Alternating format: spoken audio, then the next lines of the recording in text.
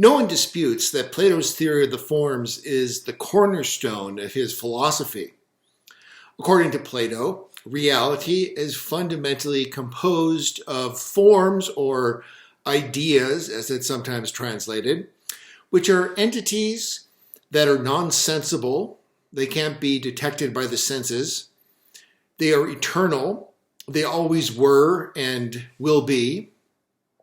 They are unitary, meaning that they're one and indivisible. They're unchanging. They're always the same. And they're absolute, meaning that they're not what they are only relative to something else, but that they have their reality absolutely in themselves. Two of the most prominent examples are the form of beauty and the form of the good.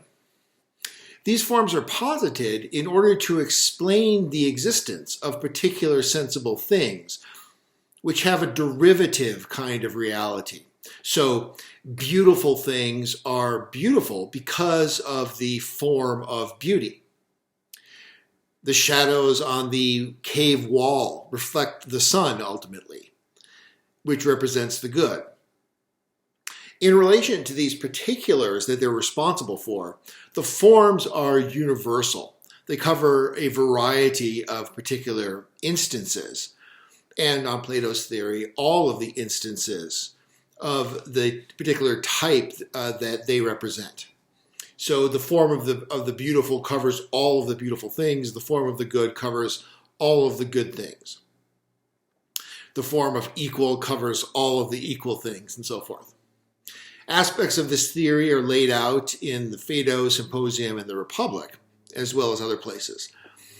But in the Parmenides, we find Plato raising serious criticisms about his own theory. This dialogue thus belongs to what scholars usually would describe as Plato's late period, as opposed to the middle period dialogues such as the Symposium and the Republic, and the early period dialogues such as the Euthyphro and the Gorgias. Now, this dialogue is notorious for its difficulty. It contains unrelenting, highly abstract metaphysical argumentation without any of the dramatic interludes or literary imagery that characterizes the earlier dialogues. Perhaps the most difficult and puzzling part is the second half of the dialogue, which attempts to recover a rehabilitated theory of the forms following criticisms in the first half.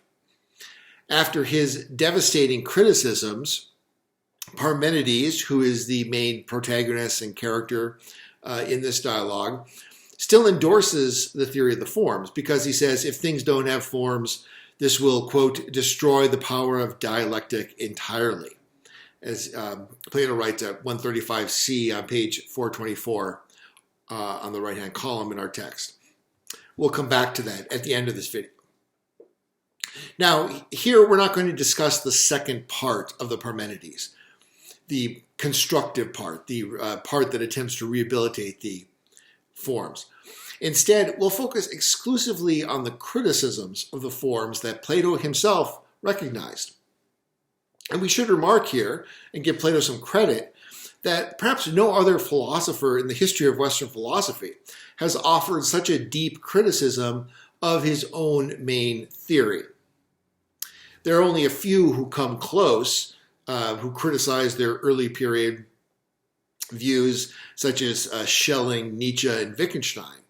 But they also apparently abandoned their earlier views, at least on the usual interpretation. And Plato is unique then in keeping the theory of the forms after giving perhaps the most telling criticisms of that theory. So the staging here in this dialogue is that Plato is depicting a fictional encounter between a young Socrates and the Eleatic philosophers Parmenides and Zeno, who you will recall are famous for being defenders of monism, or the view that all is one, and of various other views that accompany this, such as the denial of change. The dialogue opens by introducing the main characters and scene. Parmenides, who is described as being age 65, a distinguished and venerable figure. Also Zeno, his disciple and defender, who is described as being age 40, and Socrates, who is described as being a quite young man. Socrates is described as meeting the Eleatics when they visited Athens. And they're coming there for a festival, and Socrates goes to meet them, and in particular to meet Zeno, because Zeno had apparently offered to read his book to interested Athenians, to read his book in person. So Socrates meets Zeno at essentially a book reading event. I don't know if they signed their books back then, but probably not, since they weren't mass produced. So Zeno's reading his book, and Socrates is there to listen. Parmenides, of course, was the greatest advocate for monism, as I just mentioned, the doctrine that all is one. And Zeno is his greatest disciple.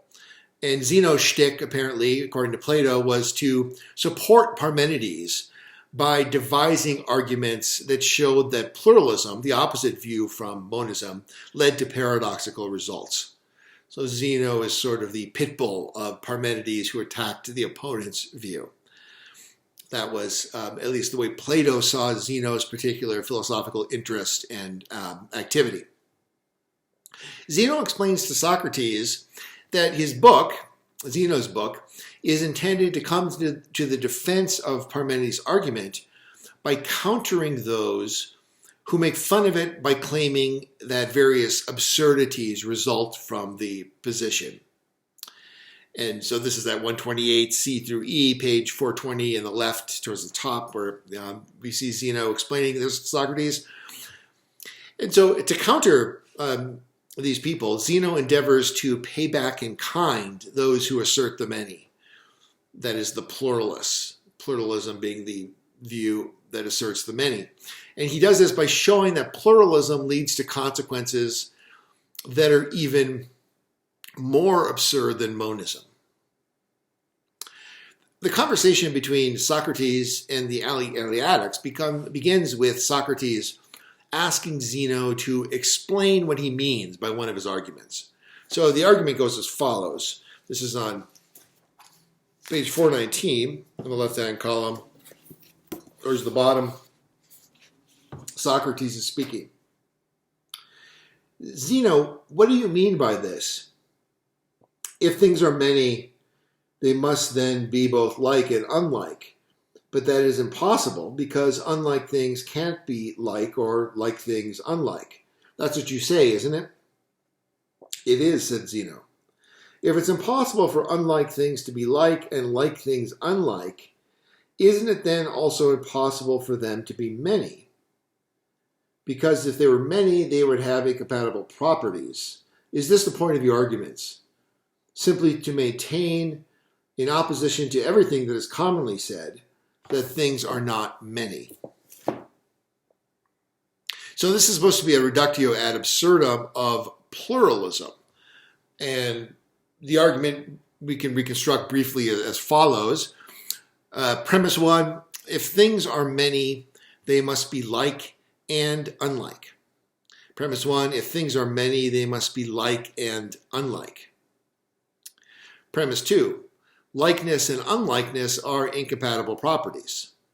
Premise two, likeness and unlikeness are incompatible properties. Premise three, nothing can have incompatible properties.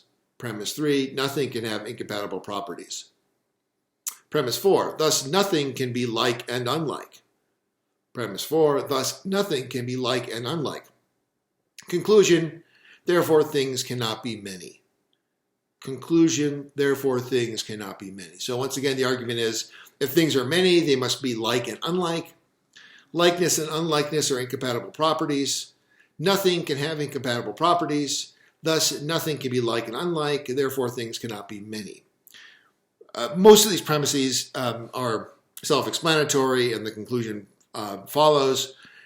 Except for the premise one, there might be a bit of a confusion about this. So if things are many, why must they be like or unlike?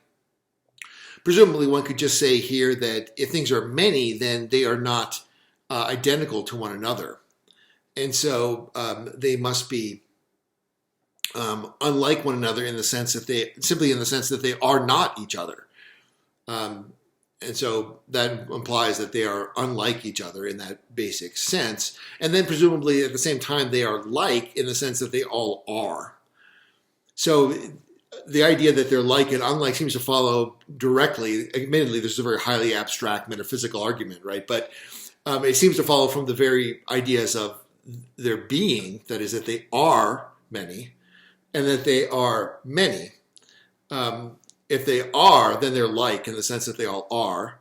But they are many in the sense that they are not identical to each other, and so they're unlike, at least in that respect. So that very likely is where the first premise is coming from. The other premises I don't think require any comment. They're pretty straightforward. Now, Socrates aims to refute Zeno's argument by arguing that some things can, in fact, be like and unlike, and thus can have incompatible properties. So there is no logical inconsistency in the pluralist position.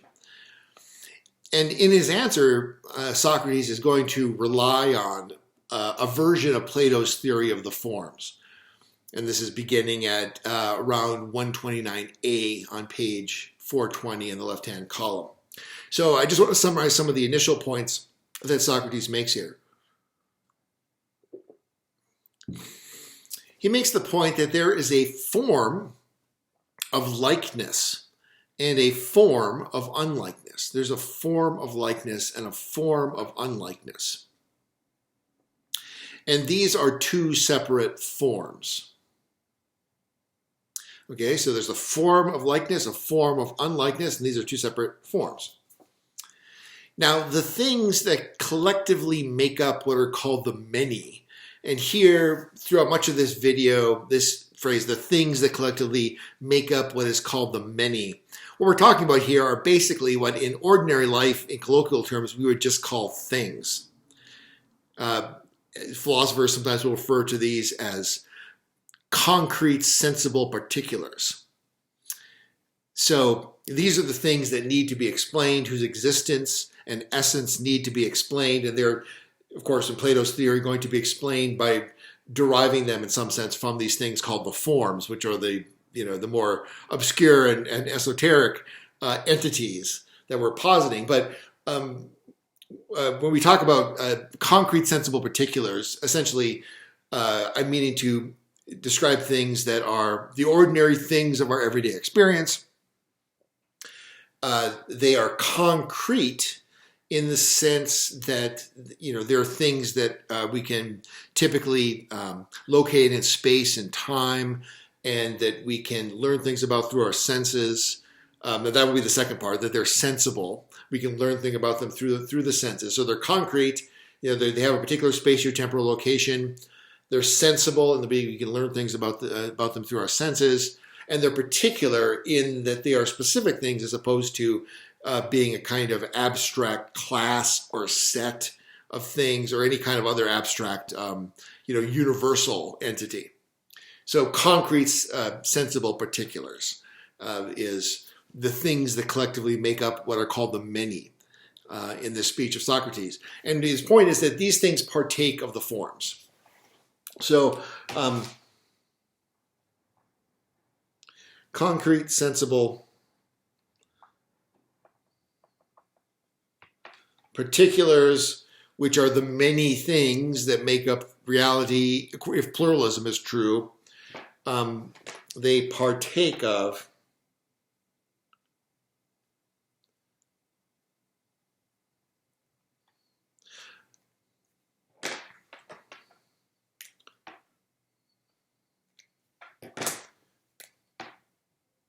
the forms. This is sort of the basic formula, really, for this entire discussion in the video that we're presently making. the relationship of the concrete sensible particulars to the forms, and this idea of partaking of, which Plato sometimes interchanges with the phrase having a share of.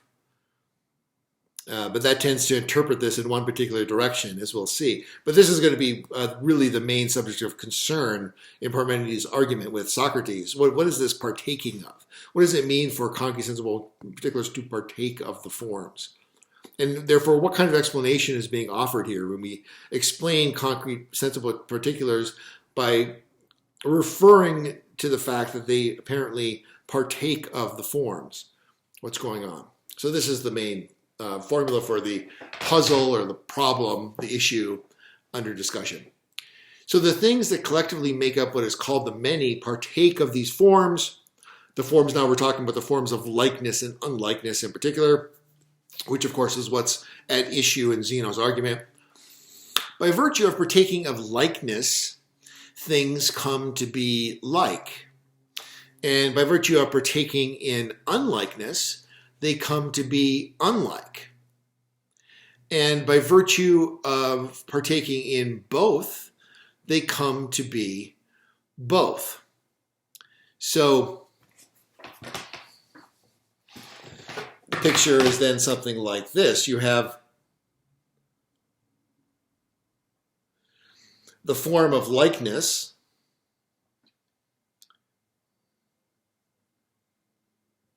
the form of unlikeness, and then down here,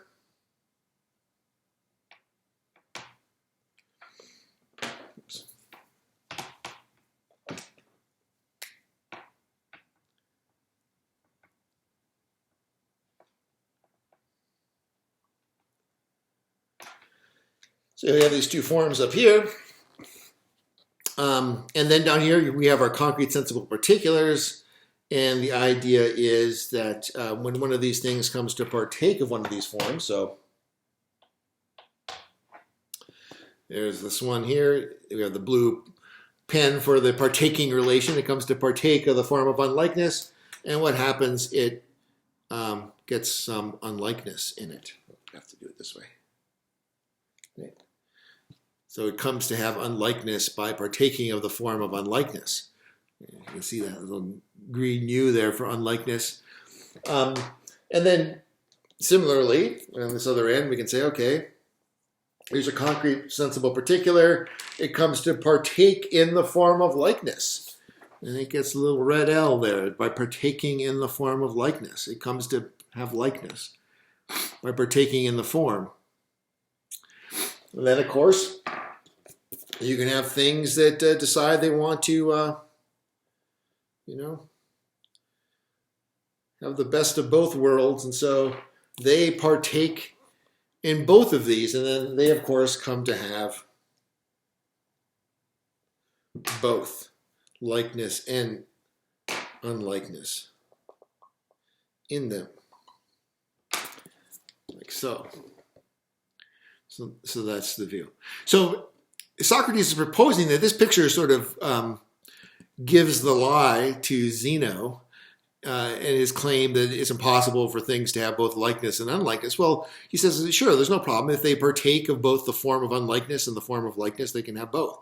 I mean, some things might not, right? That are just one of the other, but these things can have these. And in fact, as we've seen, that actually the concrete sensible particulars, these are going to be merely abstract cases. We can kind of even erase them because they're not real cases. That with real concrete sensible particulars, they're always going to partake of both because that's the way it is with concrete sensible particulars. They're both like and unlike. Okay. By virtue of partaking in both of these forms, they come to be both of these things. And thus, it's possible for a single thing to have two incompatible properties. It's possible because it's possible to partake of two incompatible forms in the way I just diagrammed. Well, Socrates concedes that the form of likeness could never be unlike. So, red can never be green in the way I was drawing it on the whiteboard just now, right? Red, the likeness is never going to be unlikeness. The form of likeness is never going to be the form of unlikeness. But that doesn't prohibit the many particular things from partaking of both of these forms that are themselves never going to become one another. And thus being these concrete particulars could be both. And so Zeno's supposed absurdity is averted. What Socrates wants to account for here is the obvious fact, which Plato himself noted in the Phaedo, that things can have incompatible properties. In the Phaedo, he talked about, Plato did, about how a man can be both tall and short. Tall compared to a very short man, and short compared to a tall one. And of course, this is something that is part of common sense. I am too short to play as a center in professional basketball, too tall to be a professional jockey in horse racing or a professional gymnast. This would be the case even if I had the skills otherwise to play professional sports. So there's the possibility that someone can be both too tall and too short at the same time. And here he cites the fact that every embodied creature is both one and many. I'm one man among many, but I have many parts. So I have, the front, the back, upper, lower parts of my body and so forth. So I'm both one and many. As he says at 129b, page 420 on the left towards the top in our text. Thus, I, as an individual thing, one among many within the plurality of sensible individuals, can come to partake of incompatible forms and thus come to possess incompatible properties. However, the forms themselves cannot possess incompatible properties, nor can they mix with each other. So likeness itself, the form, in other words, must be pure likeness with no admixture of unlikeness. And unlikeness itself must be pure unlikeness with no admixture of likeness, and so on for all the forms. So this is an important doctrine we need to note for Plato, that forms must be pure and separate. Forms must be pure and separate. Pure meaning not mixed with any other forms. That's what pure means. It's not mixed with any other forms.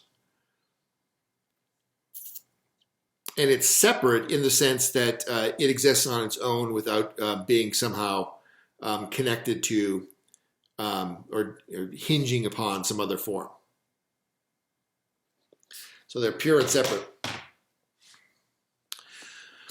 On the side of the many individual sensible things, it's clear that Socrates is proposing that things not maybe, but that things are made or caused to have a certain property by partaking of a form. So concrete sensible particulars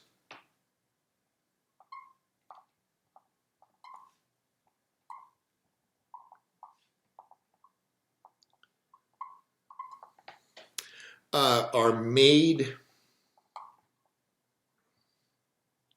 or caused to have a certain property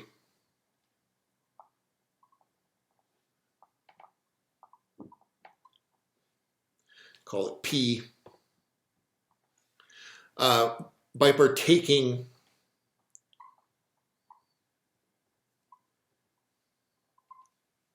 of the form in this formulation, the form of P, right? So P stands for any property. Concrete sensible particulars are made or caused to have a certain property P by partaking of the form of P. All right, so once again, we have this crucial notion of partaking. So we'll look at this one more time here, just to nail this down. So forms, they have to be pure and separate, meaning they're not mixed with or dependent upon any other forms. And then also concrete sensible particulars are made or caused to have a certain property P by partaking of the form of P. Well, this gives rise to an important question.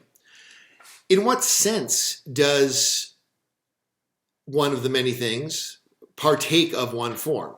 In what sense do concrete sensible particulars partake of a form? What is meant by this term?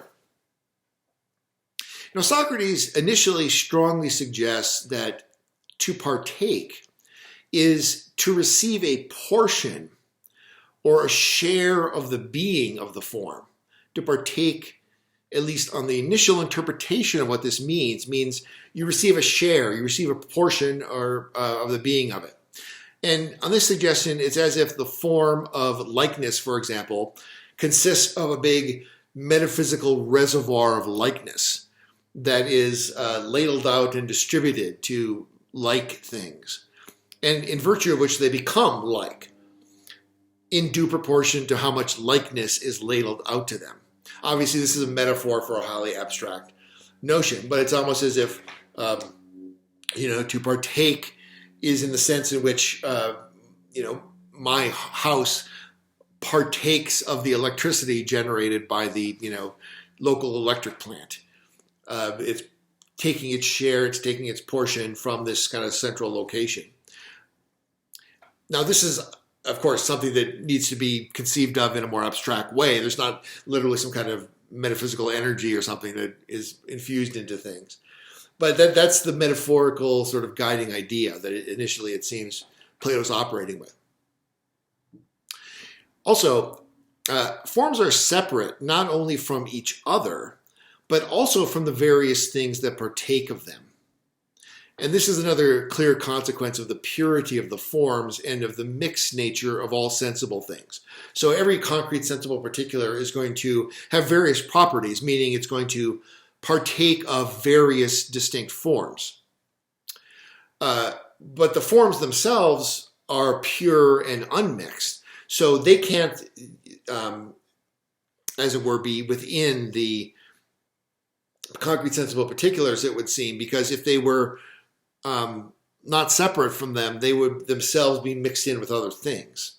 So it seems like they have to maintain some kind of a distance. And this is going to potentially create difficulties for the theory of the forms. So that's the basic picture that Socrates lays out initially of the forms and the relationship that they have to sensible particulars. At the end of Socrates' speech on the forms, it appears that he's successfully articulated a defense of metaphysical pluralism in terms of this theory against Zeno's attacks. However, he immediately faces an onslaught from Parmenides, who raises a half dozen or so lines of attack against the theory of the forms. The first line of attack, which appears beginning around 130a through extending through 130e, page 421 in the left-hand column in our text. This first line of attack questions how far the theory of the forms extends. How far does the theory of the form extend? The central case for the theory, which it certainly extends to, is the type of property that is a high status, dignified property, such as justice or goodness or beauty. So the high status, dignified properties such as the just, the good, and the beautiful, these are the central case for Plato of forms. And of course, then Socrates has no problem affirming that there's a form for each of these. There's a form of the just, there's a form of the good, there's a form of the beautiful. However, when Parmenides asks him, well, what about a form for human being or for fire or for water? What about those? He's less certain. Is there a form for a human being, for fire, for water? Less certain. And he's downright embarrassed by the suggestion that wholly undignified and worthless things, as he describes them, such as hair and mud and dirt, should have a form. Now, what's going on here? Why does Socrates so readily admit that these dignified, lofty properties like justice and goodness and beauty, yes, they have a form, but yet he's less clear that human being or fire or water have forms, and he's totally opposed and embarrassed by the suggestion that things like hair and mud and dirt should have a form?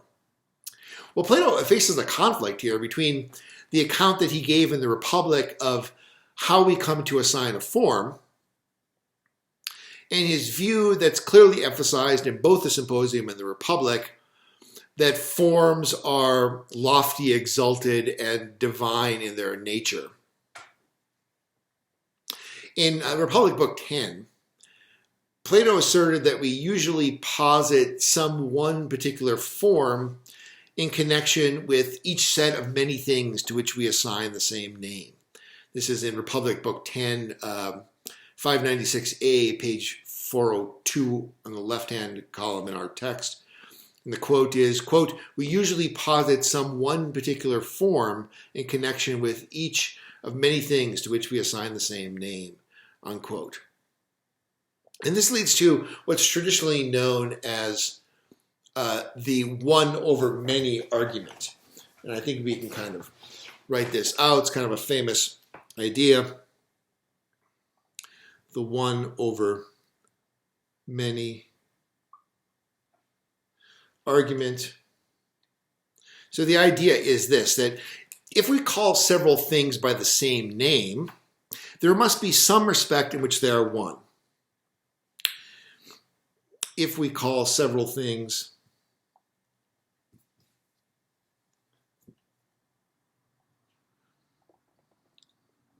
by the same name, there must be some respect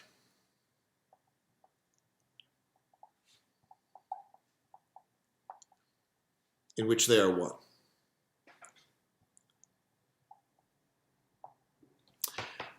But they're not one as particular individuals.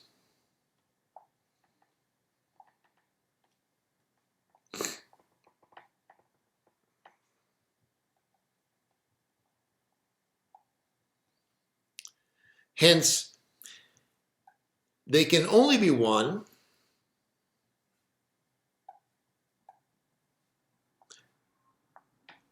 insofar as they are united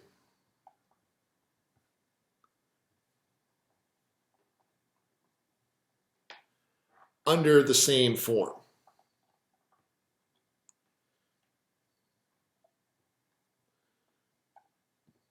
Which, of course, in the context of this discussion, we would say they partake of in common. So this is the one over many argument. One formulation, different ways, of course, that you could formulate this. If you look at the original text in Book 10, much of this is inferred. But the idea is this. If we call several things by the same name, there must be some respect in which they are one. We're giving them all the same name. We're saying they're all tree. So there must be some respect in which they are all the same.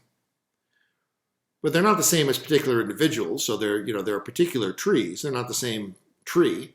But in some sense, they are the same because they're calling them all tree. So they can only be one insofar as they're united under the same form. That would be one version of the one over many argument. And this suggests that a certain account of how we assign a form, namely, every time that we call something by this, several particular things by the same name, we have a corresponding form. And from that, of course, it would follow that for every predicate of our language, it seems that we have a corresponding form. And indeed, Plato sometimes seems to proceed as if this were the case. In the passage in Republic Book 10, where we locate some indication of this one over many argument, Plato has Socrates even refer to the form of couch or the form of table. Here, however, Socrates seems too embarrassed to do so. In part, this runs counter to the mystery religion aspect of the theory of the forms. It's presented in several works as more than just a philosophical theory of predication.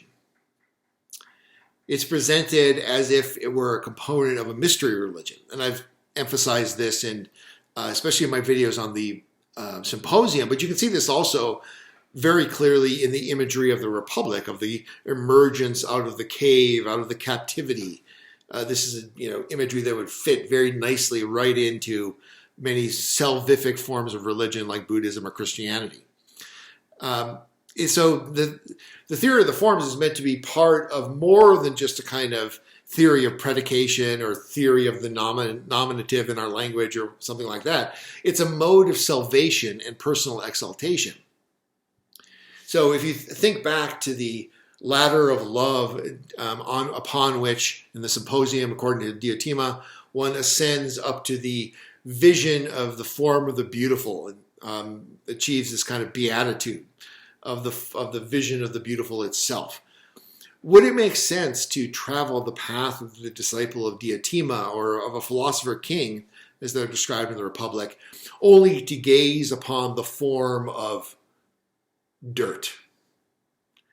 That seems to be what Socrates regards in this passage as kind of embarrassing. But if we accept that based upon the general work that Plato wants the theory of the forms to do, these sorts of things have to be excluded, it still raises the question of on what principle basis are we to exclude them? Socrates wants to make a distinction. Namely, he wants to say that dignified things, such as the form of justice, the form of goodness, the form of beauty, these dignified things are what they are, or they have the properties that give them their dignity. I should restate that. It's not that the forms, but that good things or beautiful things or just things, particular things, these are dignified particular things. These have the properties that give them their dignity due to their sharing in the one form. However, the undignified things, dirt and hair and so forth, are in fact just what we see, he says at 130d. They're just what we see. They don't partake of any form. But why? On what basis does he make this distinction? And Socrates doesn't say here. However, we might appeal to some of the considerations in the earlier dialogues that suggested that the form must be nonsensible. And there is a principled reason for it to be nonsensible. That is, in order to be eternal, one, and unchanging, it doesn't seem possible that a form could be the kind of thing that is accessible to the senses, since these things are always manifold, temporary, and unchanging. And we could also add here that sensible things are not really self-identical or indivisible. They're both one and many at the same time. And so the explanatory work that the form is supposed to do, namely to unite these various particular things under one source of unity, it seems like that couldn't be done if the forms are sensible. So for that reason, the forms don't seem to be the kinds of things that can be sensible things. Now, when it comes to things like dirt and human being, it's probably impossible to imagine them as anything but sensible things. That is, if we say, well, imagine the form of dirt, but you can't use any sensual imagery in order to imagine the form of dirt, or same thing for a human being. It can't be embodied. In that case, you might be able to argue that it's impossible. It's like trying to imagine a square circle. So they can't have forms. Now, what that says for things like the forms of bed or couch, which it seems are admitted in Book 10, this could potentially open up another can of worms here, and how we would like to draw a distinction between dirt and, let's say, couch. How do you allow that there could be a form of couch but exclude dirt? Are you imagining a nonsensible couch? How is that supposed to work? So I'm not claiming that this is a completely adequate solution here, but that at least begins to suggest a kind of principle basis for making the distinction. Whether or not it ultimately pans out, I'm not sure. Personally, I think that Plato does have this sort of, I would say, Pythagorean-inspired awe for these abstractions of the dignified variety, and that he wants to preserve a kind of mystery religion within his theory, and that's why he has to make this distinction fundamentally. But that's my personal take on this. Okay, so that's kind of the first line of attack that Parmenides. He raises the question of, well, if, how are you going to draw a line to limit the extent of the forms, which clearly it seems like you want to do.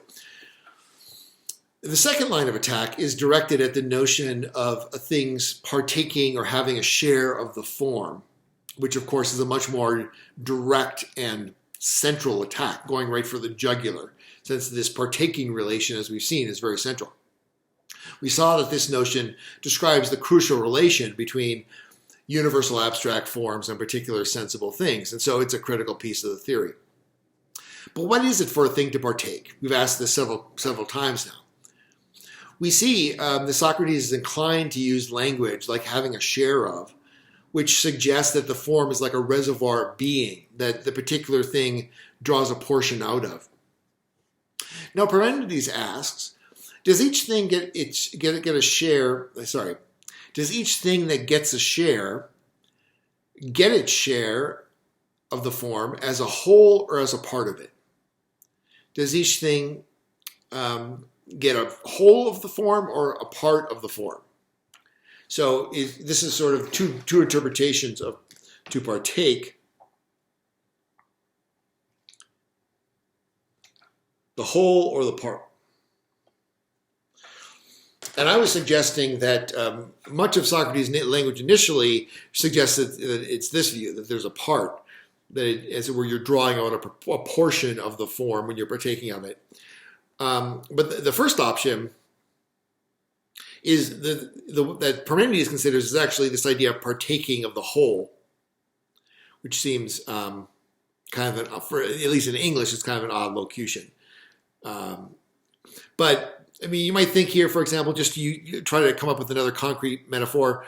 You partake of the whole. Let's say when you rent a car, you partake or you share in the car with the previous and subsequent renters, but you each get to have the whole car. So, that's one sense in which we might speak of partaking of the whole. But the point here is that when a particular concrete particular partakes of the form, they get the whole form. And in this case, as Parmenides is quick to point out, this option requires that a form be separate from itself. The form would be wholly in each of the several things that participated in it. Remember my diagram from before, the little circles, the concrete particulars, the forms of likeness or unlikeness. If one of those was partaking of the form of likeness, they would get the whole thing in itself. So the form would be wholly in each of the several things that participated in it, because if all four of those little circles that represented concrete particulars, if all four of them got to partake of the form of unlikeness, they would have unlikeness in each one of them. But they would have the whole of unlikeness in each one of them. And the reason that I'm not attempting to draw this again is that it could only be misleading because you can't draw it because it doesn't make any sense. It's like trying to draw a square circle. It can't have the whole of the form in each one of these things. And Parmenides observes that, if these things are separate from each other, in separate places from one another, as of course in our ordinary experience, separate things are, then it follows that the form must be in separate places as well, since it is wholly in each one. And at the same time, the form is supposed to be one and unitary, because that's one of the main properties of forms, is that they're one and unitary.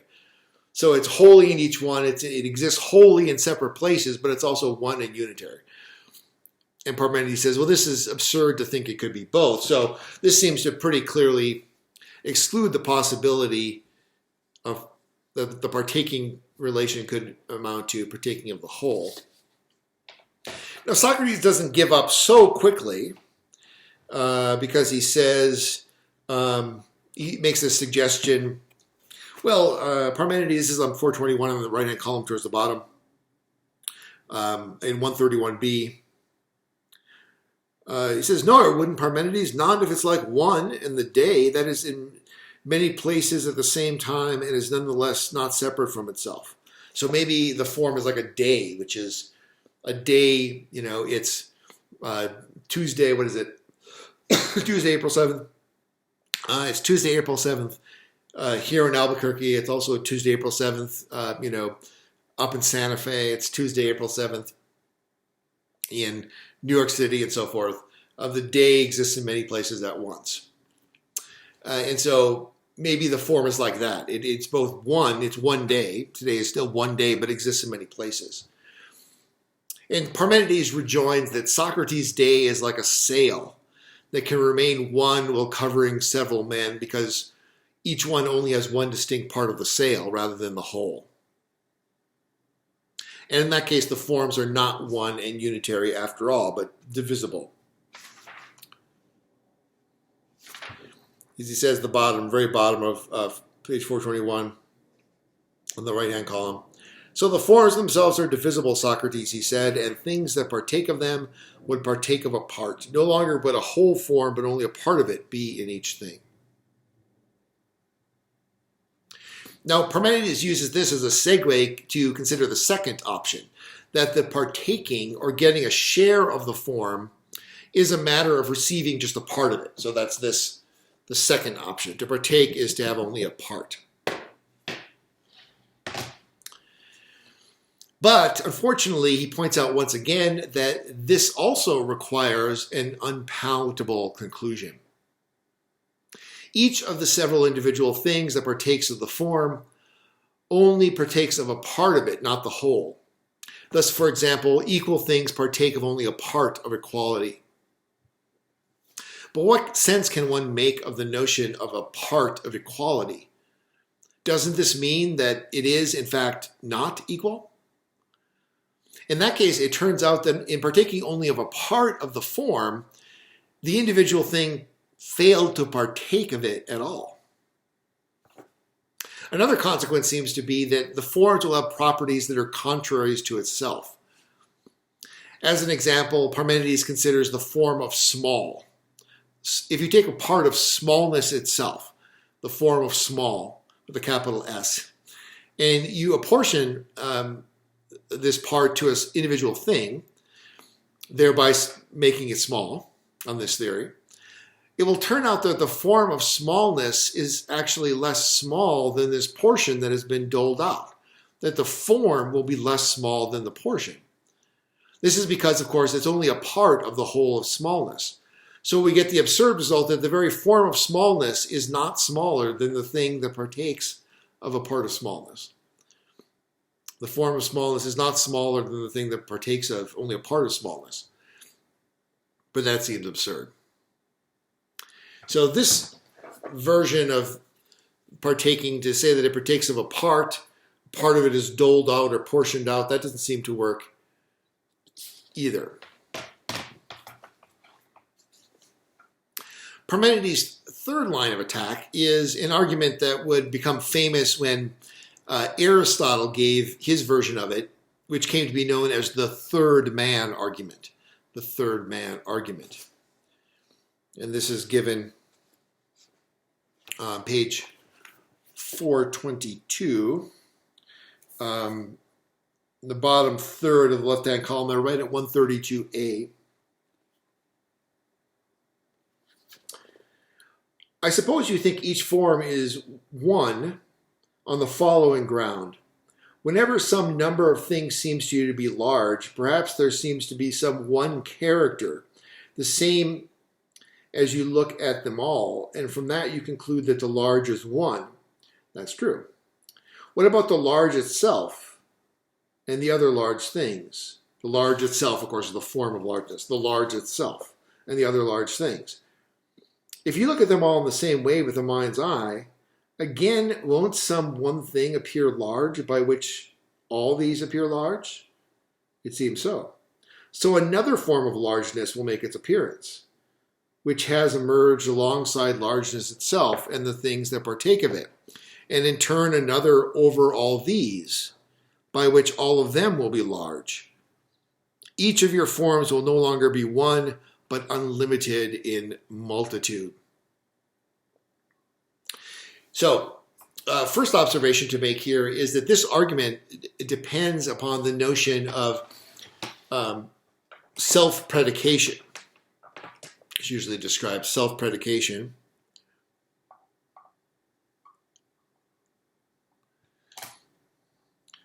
Which is the notion that the form of F is itself F. So, for example, the form of beautiful is itself beautiful. That's one of the clearest examples where Plato clearly states that in the Symposium, that the form of the beautiful is, for him, there, it's not only beautiful itself, but it's the most beautiful thing, right? So if you generalize that, the form of anything will be itself that thing, that property. So the form of justice is itself just, the form of goodness is itself good, and so forth.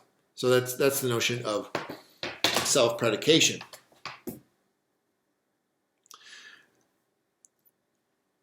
And that's what creates the problem of the third man argument. So it says that if you have three things, so let A, B, and C be three large things. Okay, so these are three large things. Write this on here.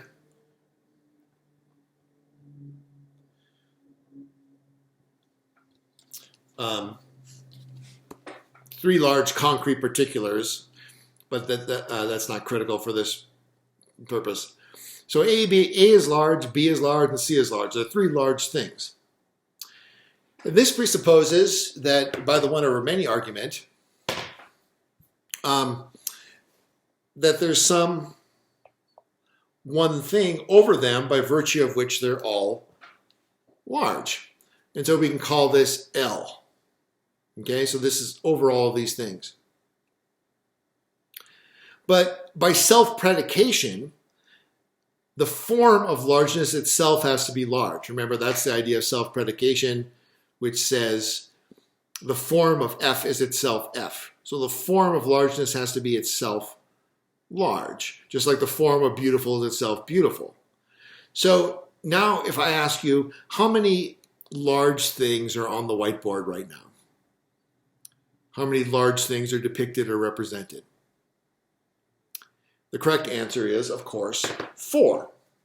And here they are. We have these three things, 1, 2, 3, and also the form of largeness itself is large.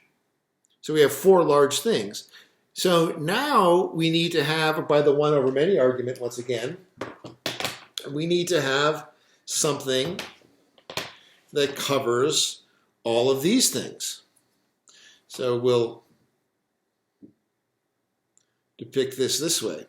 We'll call this L2. Right? So L2 now is the form that covers these 4 large things. And we can see here, now if I ask you how many things are there that have this L2 property, by self-predication, there's going to be 5 things. And so now there needs to be some additional form that covers all of these things that all have this property of L2, largeness sub 2. And so it's obvious from this how this procedure is never going to end. If you accept the one over many argument, it's going to be constantly repeating. And you're going to get an infinite number of forms. And this is why he says each of your forms will no longer be one, but unlimited in multitude. Unlimited in multitude. Plato seems to assume that this infinite regress, leading to an infinite hierarchy of forms of L sub infinite, L sub n, then he's assuming that this destroys the explanatory function that the forms were originally supposed to serve. That seems to be the problem.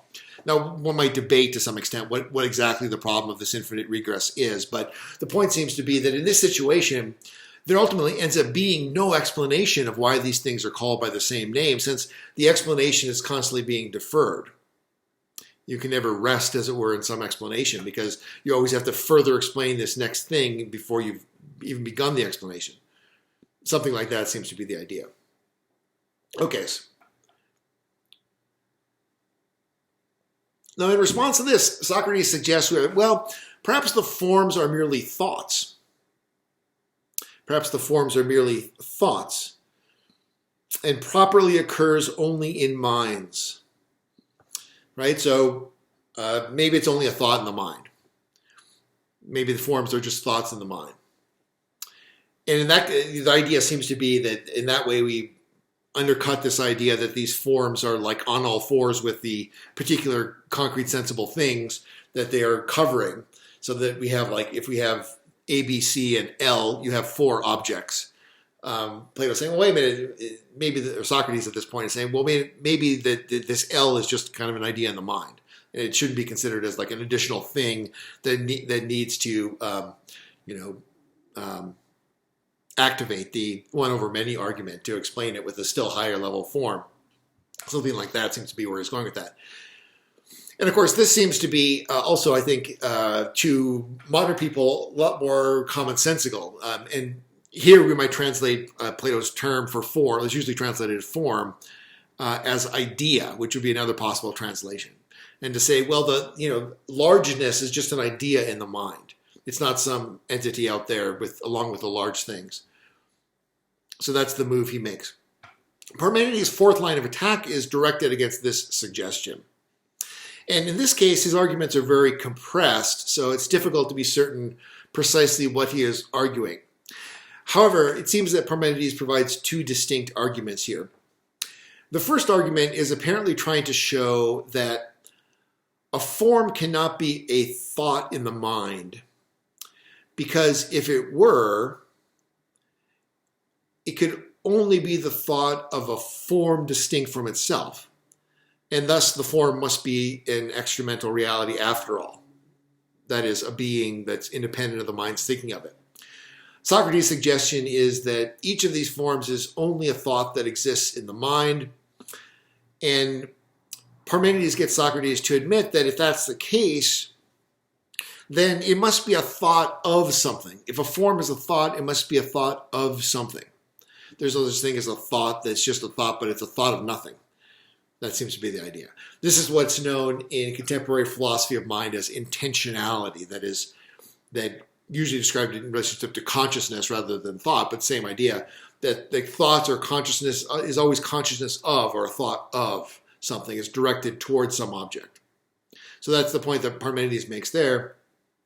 And further, he says this object must be of something that is, rather than of something that is not. And this raises the question, what is this thing? Parmenides apparently reasons that this can be nothing but an extramental form, as originally conceived.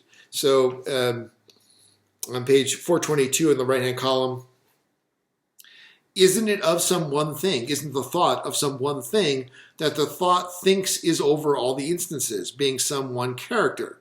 Then won't this thing that is thought be one, that is thought to be one, being always the same over all the instances, be a form? In other words, what could this thought, that the thought of that's being identified with the forms, be a thought of if it weren't the form? And doesn't this form have to be something distinct from the thought? Now that might be, you might question that. Does the form have to be distinct from the thought itself? You might press that point, but that's the line of argument that Parmenides puts forth, or at least is the first line of argument. That thoughts have to be thoughts of something, and what could they be thoughts of other than extramental forms? So, of course, we're back where we started. Now, Parmenides' second argument against the thought theory of the forms is based on the notion that such a theory leads to an absurd view of reality. And so this one reads as follows, just in the next paragraph from where I left off. And what about this, said Parmenides? Given your claim that other things partake of forms, won't you necessarily think either that each thing is composed of thoughts and all things think, or that though they are thoughts, they are unthinking? So first he says, if you combine the two propositions that things are what they are by partaking of the forms, which is the basic causal principle we've been operating with, and you combine that with the idea that forms are thoughts in the mind, which is the hypothesis at issue, you apparently get the conclusion that everything is composed of thoughts. And of course, we might say, first of all, we might object to this as a form of idealism, and there's what's known in philosophy as idealism, reducing everything to thoughts. But Parmenides' objections are actually somewhat different. He says, first, you have to say either that these thoughts are thinking thoughts, which of course would be the natural way to interpret thoughts as thinking thoughts, in which case it seems like you're advocating for panpsychism, namely that everything thinks, everything is like a mind, because everything is made of thoughts, and these thoughts are thinking, so everything must be thinking. On the other hand, if you want to say, no, that's absurd, that's crazy, everything's not thinking, clearly, rocks aren't thinking, then are you going to say then that thoughts aren't thinking? And that doesn't seem to be any better. That seems to, what sense can you make of an unthinking thought? So this is also an absurd position. So at this point, Socrates makes a major move, makes a major change in tactics or strategy. He reinterprets the partaking relation. So originally, partaking meant having a share of, which was interpreted as receiving a portion of, and this portion was interpreted broadly to allow for either being the whole or a part of a thing, or the whole or part of the form being received into the individual particular sensible thing. Either the whole form or only a part of the form is, as it were, poured into the thing. However, Socrates now suggests a second possible interpretation, thinking of the form not so much as a reservoir being that gets poured into a thing, but rather as a pattern or model or archetype. On this view, something more like the blueprint, the archetype. Think about like a prototype for a new automobile, a new Tesla or something like that. That doesn't get put into the actual car, but it serves as the model that is imitated, and the thing becomes like its archetype. And in that sense, it derives its being from the archetype. So that's this idea, the pattern view, the pattern interpretation of the partaking relation. So there are different ways of thinking of this, but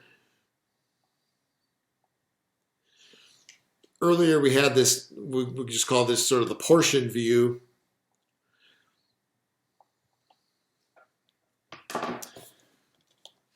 Of partaking is to get a portion. Now he's saying that partaking is to follow a pattern. So these seem to be two significantly different views. Although this view also is anticipated or has been anticipated, the pattern view in Plato's middle dialogues, certainly in the Republic, shadows are patterned or modeled on the original in the cave analogy. In Book 10, Plato speaks of the form of couch as the pattern that the craftsman uses to make a couch patterned on it. So this is also a possible interpretation of the relationship between the form and the concrete sensible particular. Not that the concrete sensible particular somehow, is wired up to the form, metaphysically speaking, and gets some portion of the form's being into it, but rather that it's modeled on it as a pattern. So Parmenides' fifth line of attack responds to this new interpretation of the partaking relation. On this interpretation, a particular thing partakes of the form to the extent that it's like a form, right? So to say that something gets its being from being patterned on this other thing implies that it is like it. It's patterned or modeled upon or imitates the form. On this basis, Parmenides appears to argue that there will be an infinite regress that's structurally similar to the one found in the third man argument. So, let's see, we look on 422.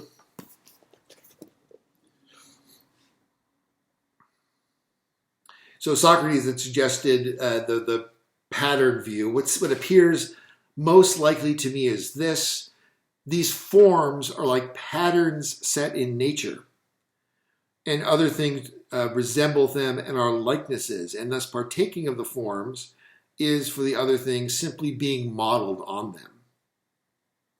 If something resembles the form, he said, can that form not be like what has been modeled on it to the extent that the thing has been made like it? Or is there any way for something like to be like what is not like it?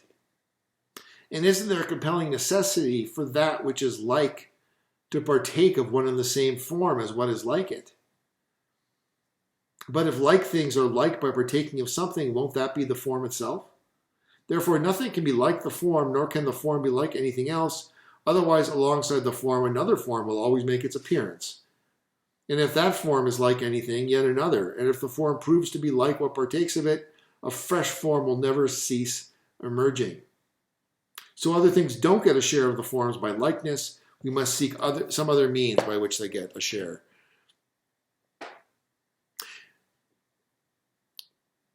So, on this basis, Parmenides appears to argue that there's going to be an infinite regress that's structurally similar to the one that's found in the third man argument.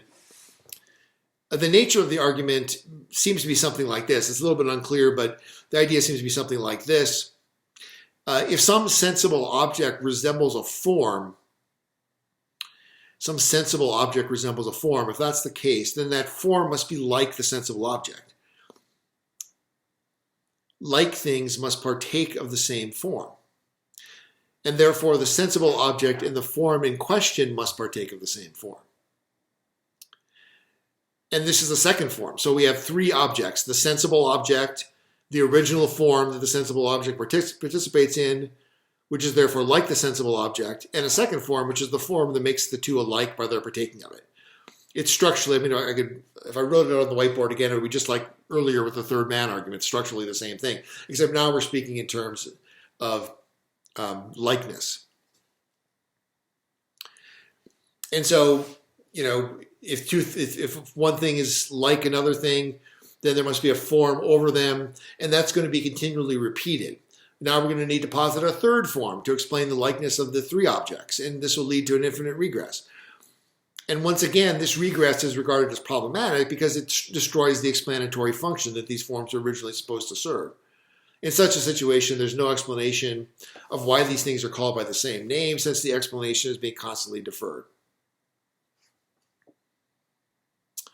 And finally, the sixth line of attack, which begins around 133a.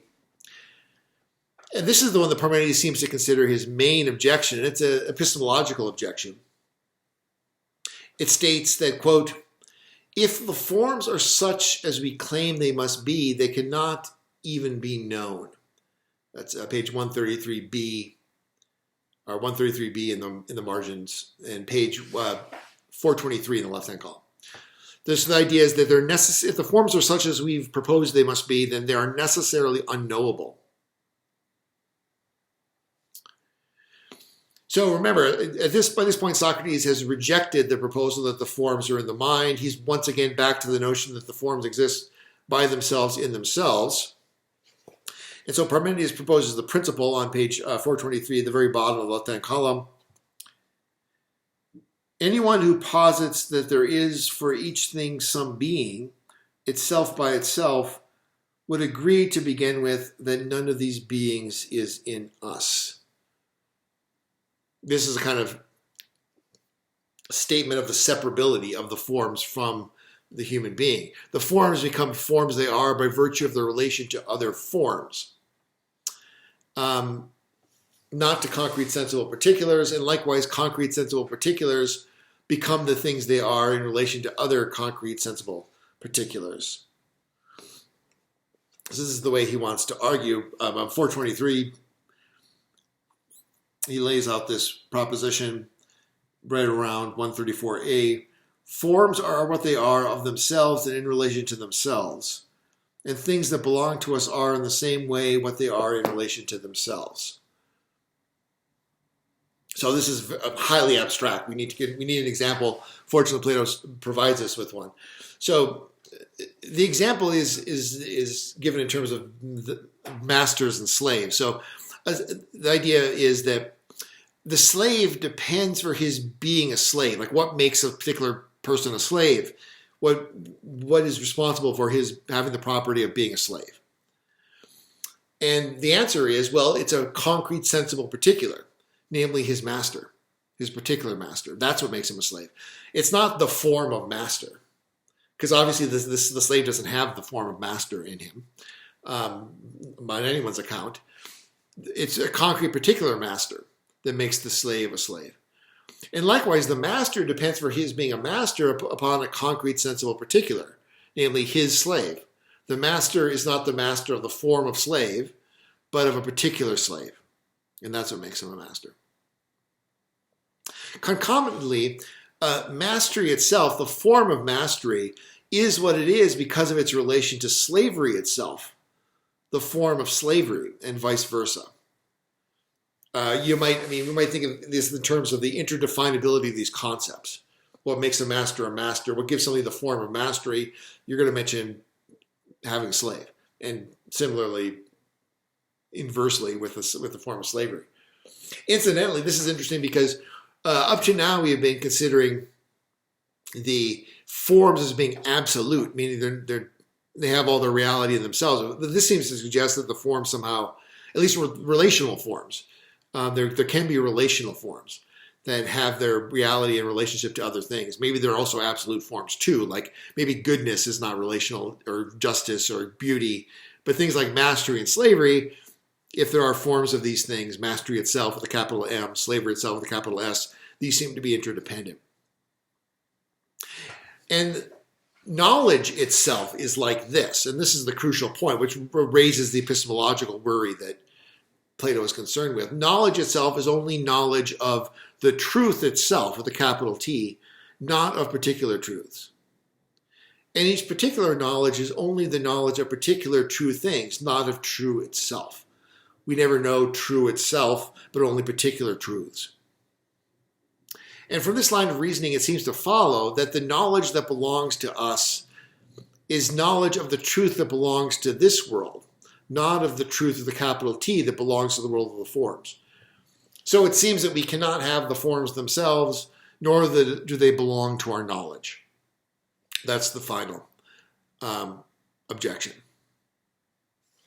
So those are Parmenides' 6 objections. Once again, we have to note that in spite of all this, Plato is not abandoning the theory of the forms, and nor is Parmenides as a character in this dialogue. This theory, according to what Plato has Parmenides say, is necessary in order to affirm the power of dialectic. So in the middle of the right-hand column, page 424, right around 135, B through C, quote, if someone having an eye on all the difficulties we have just brought up, and others of the same sort, won't allow that there are forms for things, and won't mark off a form for each one, he won't have anywhere to turn his thought, since he doesn't allow that for each thing there is a character that is always the same. In this way, he will destroy the power of dialectic entirely. It's not completely certain what Parmenides is saying here, but one likely interpretation is that he's saying, without the forms, philosophy has nothing to think about, and so it would be impossible. In other words, philosophy isn't just concerned with immediate sensory experience and particular things. It needs universals and commonalities to consider. This is what the forms are supposed to represent. Maybe they're inner mental objects. Maybe they're external objects. We've seen problems with both. But we need some account of them because all speculative thought concerns them. Without them, we have no grounds for science or even arguably for language. So even despite these objections, we still need the theory of the forms. Okay, and this leads us to the sole discussion question for this video. The discussion question is this. Which, if any, of the arguments that Plato gives to Parmenides seem to you to constitute decisive refutations of the theory of the forms? How might an advocate of the forms defend against these objections? Is there any way to modify or revise the theory of the forms, as it's stated here, in order to save it? Discussion question. Which, if any, of the arguments that Plato gives to Parmenides seems to you to constitute decisive refutations of the theory of the forms? How might an advocate of the forms defend against these objections? Is there any way to modify or revise the theory of the forms, as it's stated here, in order to save it?